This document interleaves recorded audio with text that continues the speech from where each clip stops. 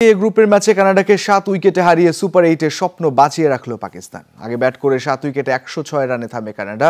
জবাবে 3 উইকেট হারিয়ে 15 বল হাতে রেখে জয়ের বন্দরে পৌঁছায় পাকিস্তান। নিউ ইয়র্কে টস হেরে ব্যাট করতে নেমে 20 রানেই প্রথম উইকেট হারায় কানাডা। 4 রান করে মোহাম্মদ আমিরের বলে বোল্ড হন নভনীত দালিওয়াল। পাওয়ার প্লেতে দ্বিতীয় আঘাত হানেন আরেক পেসার শাহিন আফ্রিদি। ফখর জামানের হাতে ক্যাচ দিয়ে পারগত সিং ফেরেন 2 রান করে। দলীয় 43 রানে মাথায় রান আউটে শিকার হন নিকোলাস কির্তন।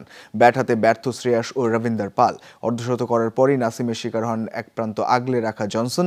শেষ দিকে আমির শাহিনদের নিয়ন্ত্রিত বোলিংয়ে 106 রানে থামে কানাডার ইনিংস।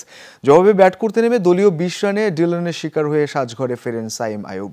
এরপর হাল ধরেন বাবর রিজওয়ান জুটি। 33 রান করে বাবর আর 4 রান করে ফখর জামান ফিরলেও হাফ সেঞ্চুরি করে দলকে জিতিয়ে মাঠ ছাড়েন রিজওয়ান।